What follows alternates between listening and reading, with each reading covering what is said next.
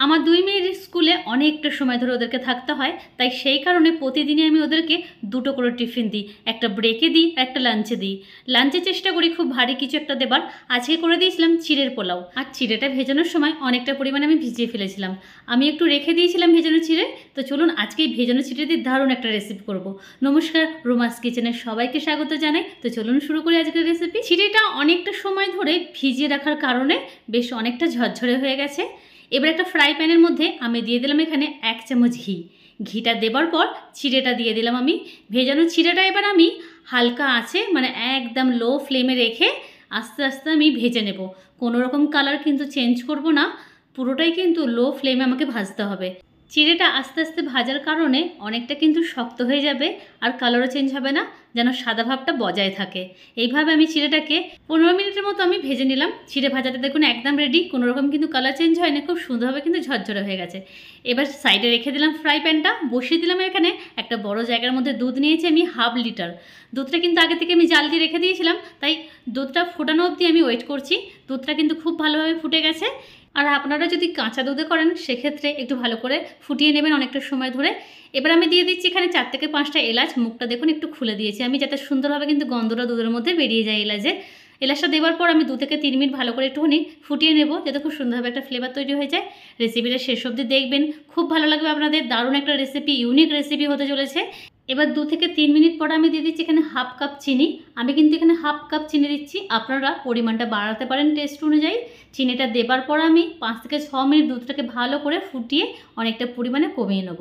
চিনিটা দেবার পর একটু বেড়েও যাবে, এবার আস্তে আস্তে ফোটালে কিন্তু কমে যাবে। এবার দেখুন চিনিটা দেবার পর আমি একটু কমিয়ে নিয়েছি, কিন্তু দুধটা দেখে বুঝতেই পারবেন আপনারা।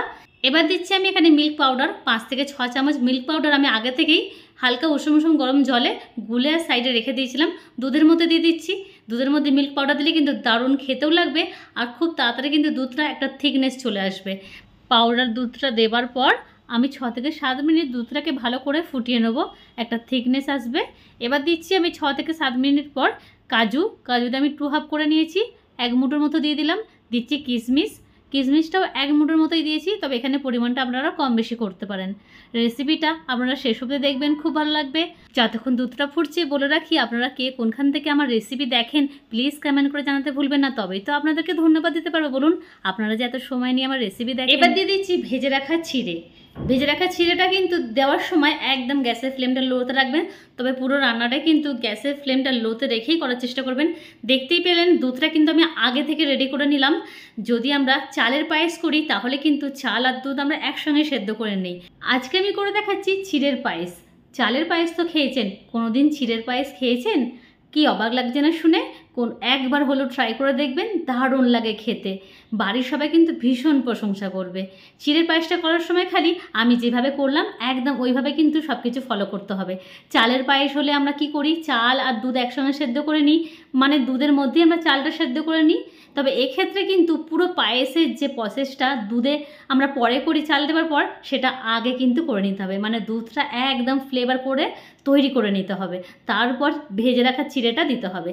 দুধের মধ্যে চিড়েটা দেবার পর আমি 10 মিনিটের মতো ফুটিয়ে নিয়েছি, তবে গ্যাসের ফ্লেমটা কিন্তু লোতেই রেখে দিয়েছি। দেখুন বেশ গাঢ় গাঢ় হয়ে গেছে। এবার নামাবার আগে আমি দেবো এখানে খেজুরের গুড়। শীতের সময়, পিঠে পুলির এখন সময়, সামনে আসছে মকর সংক্রান্তি, আর পায়েস করব, খেজুরের গুড় না দিলে কি চলে? টেস্টটা তো দারুণ হবে।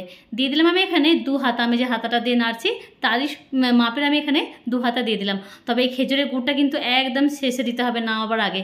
গুড়টা আগে দিয়ে দিলে দুধটা কেটে যাওয়ার ভয় থাকবে, তাই লাস্টেই দেবেন নামাবার আগে। আর গুড়টা লাস্টে দিলে গন্ধটাও খুব ভালো থাকবে, খেজুরের গুড়ের যে নিজস্ব গন্ধ থাকে। আর চিড়েটা দেখুন ভাজার কারণে ঘিয়ে সুন্দরভাবে কিন্তু গোটা আছে, দুধের মধ্যে কিন্তু একদম গলে যাবে না চিড়েটা, এটুকু গ্যারান্টি দিতে পারি। খেজুর গুড় দেওয়ার পর মাত্র 1 থেকে 2 মিনিট আমি কিন্তু ফুটিয়ে নিয়েছি পায়েসটা। খুব সুন্দরভাবে কিন্তু রেডি হয়ে গেছে, বেশ গাঢ় হয়ে গেছে। আমাদের আজকে ইউনিক পায়েস রেসিপি কিন্তু একদম রেডি। কত সুন্দর দেখতে হয়েছে দেখুন। যে কোনো খাবার দেখতে ভালো লাগলে কিন্তু খাবার ইন্টারেস্টটা অনেক বেশি তৈরি হয়। আর এই মকর সংক্রান্তি অবশ্যই ট্রাই করবেন, আর করে আমাকে কেমন বক্সে জানাতে ভুলবেন না আপনাদের কেমন লেগেছে। আর প্লিজ আমার চ্যানেলকে সাবস্ক্রাইব করে পাশে থাকবেন, পাশে থাকবে বেলাইকনটা প্রেস করে রাখবেন। ফেসবুক পেজ থেকে দেখলে প্লিজ রোমাস কিচেন অ্যান্ড ব্লগকে ফলো করে পাশে থাকবেন। দেখা হবে পরের ভিডিওতে। থ্যাংক